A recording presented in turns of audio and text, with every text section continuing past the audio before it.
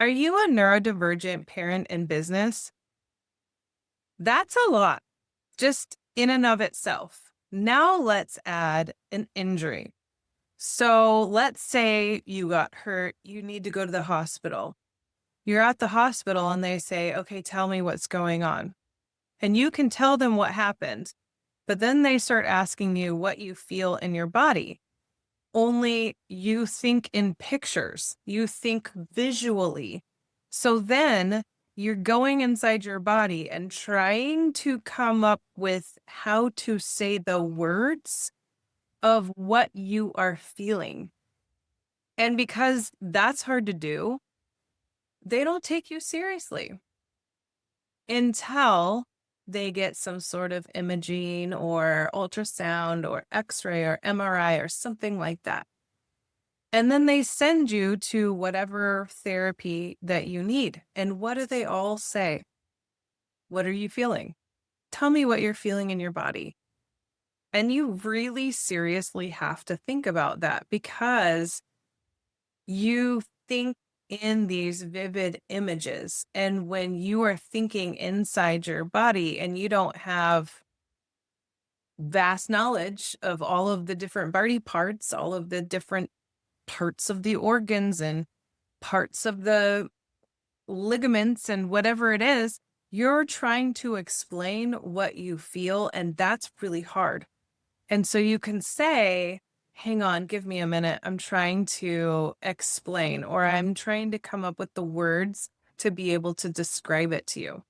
And then they just start throwing out a bunch of words, and maybe it's helpful sometimes, but other times you're like, hang on, I'm trying really hard. I need to process what I'm feeling so I can explain it to you.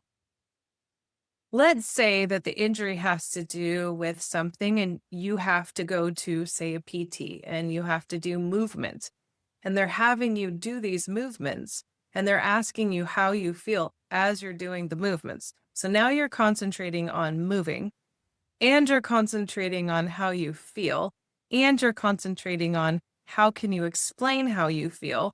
So you say some things like, well, I'm feeling something here and I'm not sure if it's good or bad. Well, I'm feeling something here, but I don't know how to put it in words.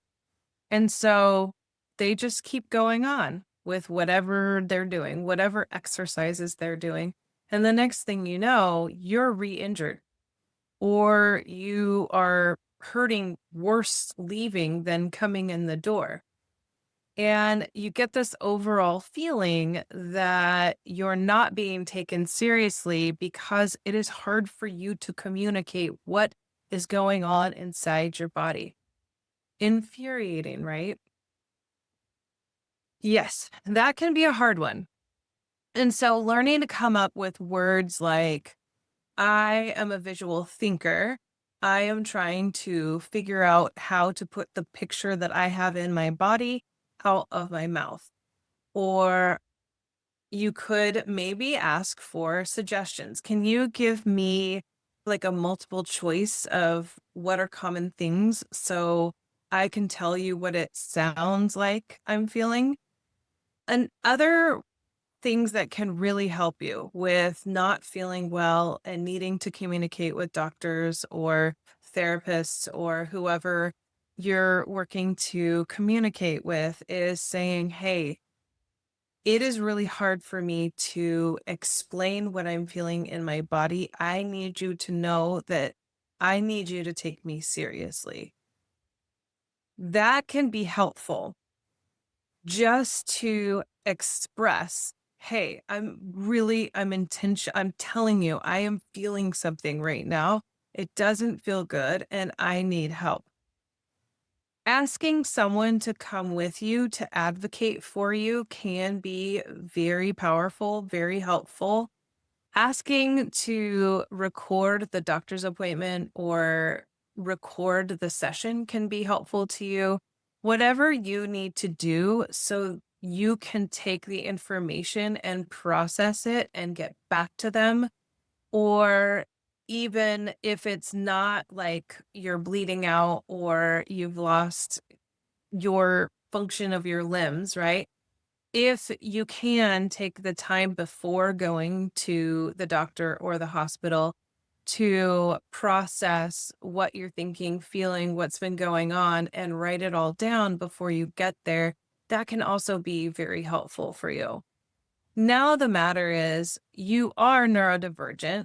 You're working really hard mentally and emotionally to deal with whatever you're dealing with, the doctors, the hospitals, the therapists, the whatevers. And that is draining. And then you are running a business or you're working on a project or whatever it is that you work on. And you also have your neurodivergent kids at home. Now, this can be an exhausting, trying time. That could lead to overloads, sensory overload. It could lead to having extra sensitive sensory needs at the time. It could lead to maybe needing more sleep than usual or going to bed earlier than usual. It can lead to not wanting or can do certain things that you normally do, like ride share, ride pickup, or maybe doing some dinner or ordering groceries. No matter what it is, this is the time where you really step back and you take the pressure off of yourself of all of the things that you need to be doing or you should be doing, and allow yourself extra rest and allow yourself to heal from whatever you're managing at the moment. And it's time to order those groceries for delivery. It's time to pay someone to come and clean your house or ask your best friend to come over and just say, "Hey, I can't clean my house right now. Are you willing to do it with me? Or can you help me out?" Or ask maybe some local moms or a Buy Nothing group. Explain that you're injured and it would really help if you had some groceries delivered or some meals that are pre-made. If you have older kids, and they are in a place where neurologically and with the right tools that they can cook, that's when you can help teach them how to cook. And I actually say this because after my husband passed away, I was bedridden for a few months with mono. And I literally could not get out of bed. And my kids were younger than they are now. I actually had them bring the groceries upstairs to my bed. I would teach them knife skills right there in my bed. I would give them one direction at a time to go down. And now you put the carrots in the broth and you let them cook for a while. So I would give them one direction at a time because I learned that if I gave any more than one, the directions would get lost in translation. So there could be ways that you can problem solve with your kids, even if they're younger, on how to teach them how to cook. And you might find that they actually like it and it's actually a bonding moment between you.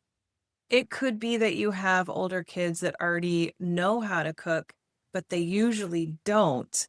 And that's when you pull in their help to be able to get some meals made. My point is, when you are hurt or injured or really ill, this is the time. Us neurodivergent overachievers, I'm telling you, we really try hard to put the world on our shoulders and do all of the things. And this is the time where I'm telling you, take that off of your shoulder and allow yourself to heal and ask for help, even if it's really hard for you to do. I love you all. Take care. Bye-bye.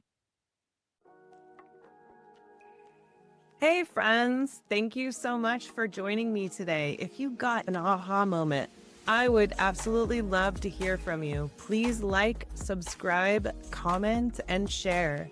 If you want to be part of an amazing group of neurodivergent human beings and share some of the love and the magic in a community where you belong that's safe and non-judgmental, click the link below and join our NeuroTribe community today. Love you all. Take care. Bye.